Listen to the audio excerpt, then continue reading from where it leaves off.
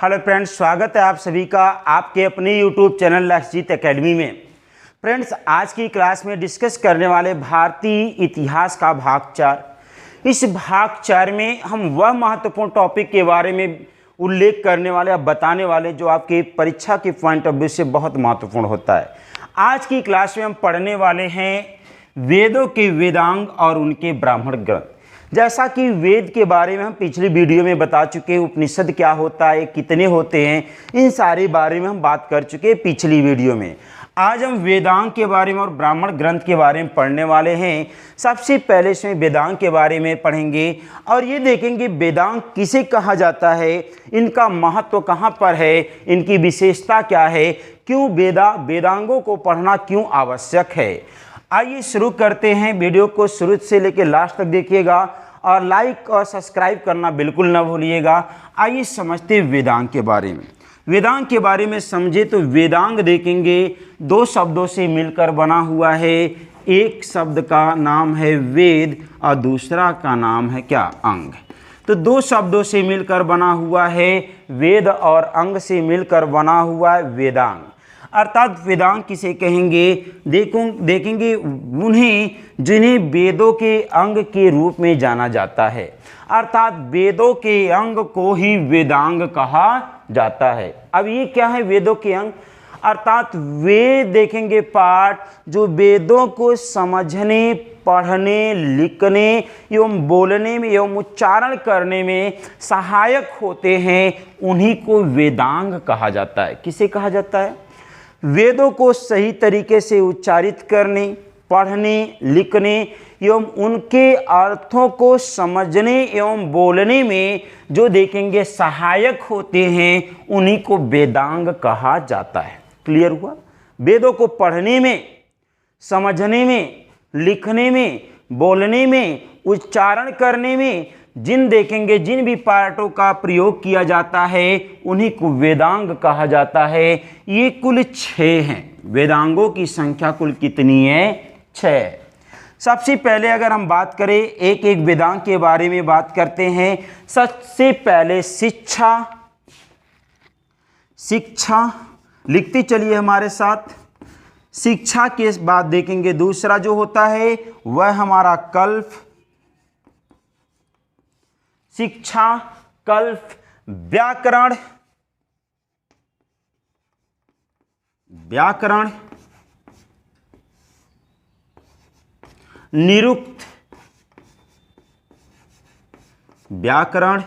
निरुक्त, पांचवा छंद और छठा ज्योतिष। इनके महत्व को समझिए। किसका प्रयोग वेद को किस प्रकार समझने में किया जाता है और उन्हें वेदों का क्या कहा जाता है। तो इस तरह से हमने वेदांग देखा 6 होते हैं। बोलिए हमारे साथ। शिक्षा, कल्प, व्याकरण, निरुक्त, छंद, ज्योतिष। 3 पार्ट में बांट कर याद करिए। शिक्षा, कल्प, व्याकरण, निरुक्त, छंद, ज्योतिषी, इन्हें वेदांग कहा जाता है। सर इसके बारे में बताइए। देखेंगे वेदांग जो शिक्षा है, इसे वेदों का क्या कहा जाता है, कल्प को वेदों का क्या कहा जाता है, व्याकरण को वेदों का क्या कहा जाता है, इन बातों को समझिए। शिक्षा को देखेंगे वेदों की नाक कही जाती है, वेद की नाक कही जाती है। जिस तरह से मनुष्यों के अंगों को भिन्न भिन्न नाम दिया गया है, उसी तरह से वेदांगों की भी विशेषता है। अर्थात शिक्षा को वेदों की क्या कही जाती है, नाक कही जाती है। कल्प को अगर बात करें तो कल्प को वेदों का हाथ कहा जाता है। कल्प को वेद का हाथ कहा जाता है। वेद का हाथ किसे कहा जाता है? कल्प को कहा जाता है। व्याकरण को जो उच्चारण के लिए बहुत महत्वपूर्ण होता है, इसे देखेंगे वेद का मुख कहा जाता है। वेद का मुख कहा जाता है। ये शुद्ध उच्चारण के लिए अति आवश्यक है। अर्थात उच्चारण के लिए इसका ज्ञान क्या है, जरूरी होता है। अब आते निरुक्त की बात करते। निरुक्त को वेदों का क्या कहा जाता है? निरुक्त को वेदों का कान कहा जाता है। निरुक्त को वेदों का कान कहा जाता है। निरुक्त को वेदों का कान कहा जाता है। छंद व ज्योतिष बचा है। छंद को वेदों का क्या कहा जाता है? अगर हम बात करें छंद को तो वेदों का पाद, इसे वेदों का पाद या पैर कहा जाता है।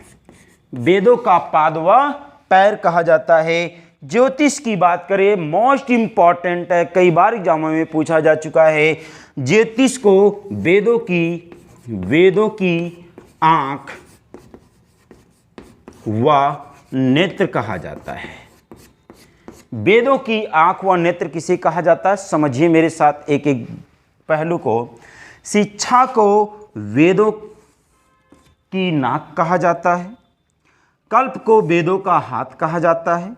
व्याकरण को वेदों का मुख कहा जाता है। निरुक्त को वेदों का कान कहा जाता है। छंद को वेदों का पाद व पैर कहा जाता है। ज्योतिष को वेदों की आंख व नेत्र कहा जाता है। आप समझ चुके यहाँ तक। अब हम बात करेंगे ब्राह्मण ग्रंथ के बारे में। वेदों के ब्राह्मण ग्रंथ के बारे में अगर हम बात करें, किस वेद का कौन सा ब्राह्मण ग्रंथ है? आइएगा, अगर हम वेद की बात करें तो सबसे पहले, सबसे प्राचीन, सबसे बड़ा वेद की बात करें जिसका नाम है ऋग्वेद। ऋग्वेद ये देखेंगे भारत का सबसे प्राचीन है, सबसे बड़ा है। 10 मंडलों के द्वारा संकलित किया गया है, अर्थात इसमें 10 मंडल है जिसका नाम ऋग्वेद है। ऋग्वेद के 2 ब्राह्मण ग्रंथ हैं। ऋग्वेद के 2 ब्राह्मण ग्रंथ हैं। एक को कहा जाता है कौसतीय ब्राह्मण ग्रंथ कहा जाता है और दूसरे को ऐतरेय ब्राह्मण ग्रंथ कहा जाता है।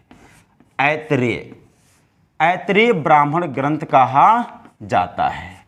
तो इस तरह से हमने देखा हमारे ऋग्वेद के 2 ब्राह्मण ग्रंथ हैं। एक का नाम है कौशितकेय ब्राह्मण ग्रंथ, दूसरे का नाम है ऐतरेय ब्राह्मण ग्रंथ के रूप में जाना जाता है।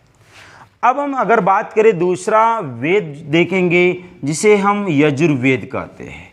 दूसरा वेद जो है हमारा अजुर्वेद है। अब अजुर्वेद के उपवेद की बात करें, ब्राह्मण ग्रंथ की बात करें तो अजुर्वेद के भी 2 ब्राह्मण ग्रंथ हैं। एक का नाम है तैत्तिरीय, बहुत इंपॉर्टेंट है, तैत्तिरीय ब्राह्मण ग्रंथ,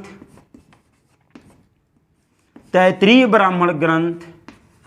और दूसरे का नाम है देखेंगे शतपथ ब्राह्मण ग्रंथ। शतपथ ब्राह्मण ग्रंथ, शतपथ ब्राह्मण ग्रंथ। ये देखेंगे जो ग्रंथ हैं ये अजुर्वेद के 2 ब्राह्मण ग्रंथ के रूप में जाने जाते हैं। तीसरा अगर देखें तो हमारा यहाँ पे तीसरा जो वेद है वह सामवेद। तीसरा वेद कौन है? सामवेद है। सामवेद के भी 2 ब्राह्मण ग्रंथ हैं। सामवेद जिसे संगीतों का वेद भी कहा जाता है। सामवेद को संगीतों का वेद कहा जाता है और इन तीनों वेदों को वेद त्रयी कहा जाता है। वेद त्रयी कहा जाता है इन तीनों वेदों को। अब सामवेद जिसे भारतीय संगीत का जनक कहा जाता है, इसके अगर बात करें ब्राह्मण ग्रंथ का तो इसका पहला ब्राह्मण ग्रंथ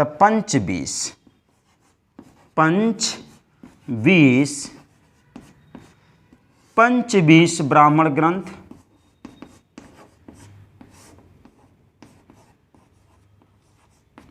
दूसरा जो है जैमिनीय ब्राह्मण ग्रंथ, जैमिनीय ब्राह्मण ग्रंथ।